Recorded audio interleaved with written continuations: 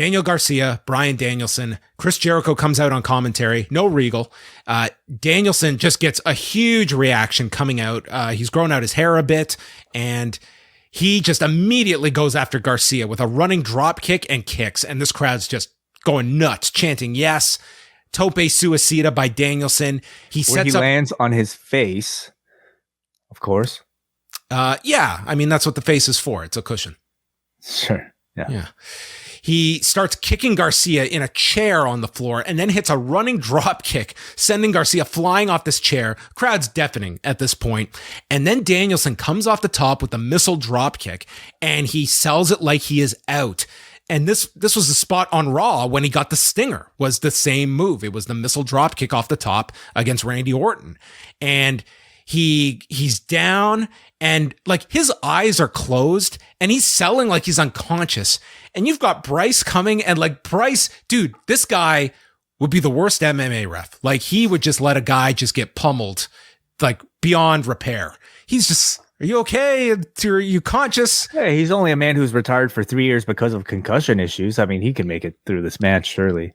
I was thinking that, okay, they're going to do the story here that Danielson has come back too quick, and he's going to go out, and they're going to stop this match when there's still like 15 minutes left in the show as like something totally different. But that was not what they ended up doing. But I really thought they were going to tease this and do like a stoppage finish. That would have been really upsetting for, I think, all the people that chose to watch this show. But if you're telling a bigger story, then it's... But they did. It played into the finish. I don't think this was a negative, but that was my thinking 3 minutes in when they teased the spot. And the other thing is, we never really got official confirmation that why Bryan was out. Does this?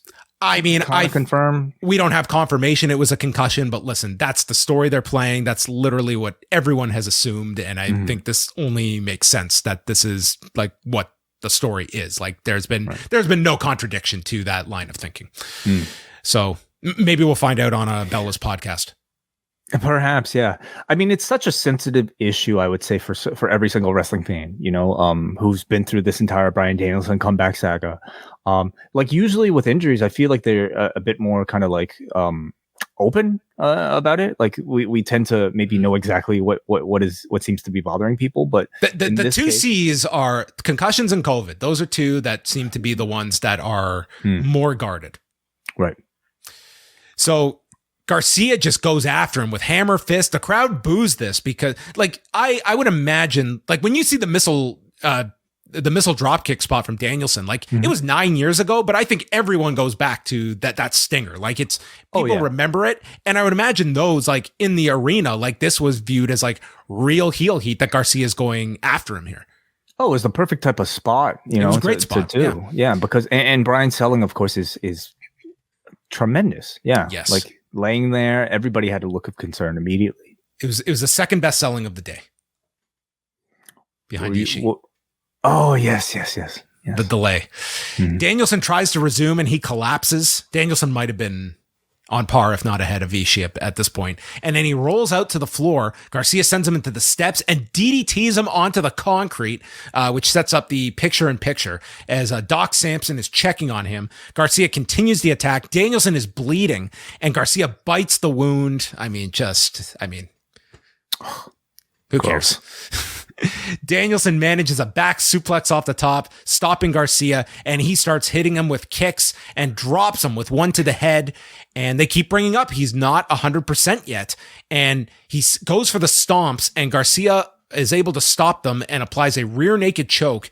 Danielson gets to his feet with the hooks out and rolls out into cattle mutilation.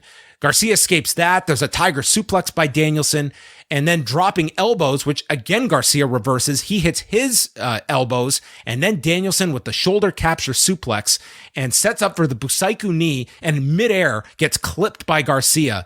Sharpshooter gets countered into a cradle. Like just tremendous transitions between these two. They're trading blows. There's a rolling elbow, and he lands the Busaiku knee, goes for the label lock, but Garcia quickly gets to the rope, and there's a flying knee off the apron by Danielson, and then a magical person from underneath the ring grabs his boot, and Danielson is distracted dealing with this person underneath the ring, and he gets back into the ring, and this gives Garcia enough time to hit the pile driver. But because Bryan Danielson has been home the last 2 months, he missed the drills to turn the head on the pile driver. And this left him prone for the sharpshooter.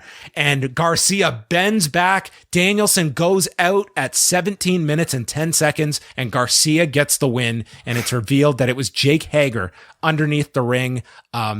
This was awesome. And one of those times where, man, the one thing in AEW is that I've talked about it, like you have the tiered system, and it's just, you really never get the upset. And this was one where one of the big guys lost here, and there was a story behind it. But I thought this was executed really, really well. Yeah, absolutely. What a great match, and what a fantastic result to come out of it.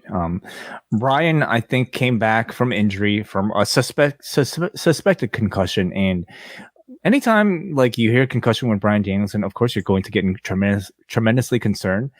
And he took advantage of that concern for all it was worth and created just this wonderful narrative throughout this entire match. His selling was just really, really, really just perfect here. And I felt like by the end you had, between the violence and I think between the storytelling and between the atmosphere, I feel like you had a full expression of the type of pro wrestling that I think Bryan Danielson is chasing after at this stage of his career. But to me, the thing that this match will be remembered most for is, of course, the result here. The unexpected result, the big upset here for Daniel Garcia. This was perhaps the biggest match of his life, biggest win of his career on a national stage. Not only did he get to face an idol, he lived up to the very lofty expectations that I think we all had when this match was announced. I would say they exceeded those expectations. This match was that good. And he was booked to win. He'll be able to brag about this match like for the rest of his career. But, something tells me that he'll probably have other highlights to be able to brag about in the future as well. This was just my match of the night. Tremendous, tremendous match. Yeah, this was well above anything on the G1 today. It was a really, really strong match to go out of your way to see.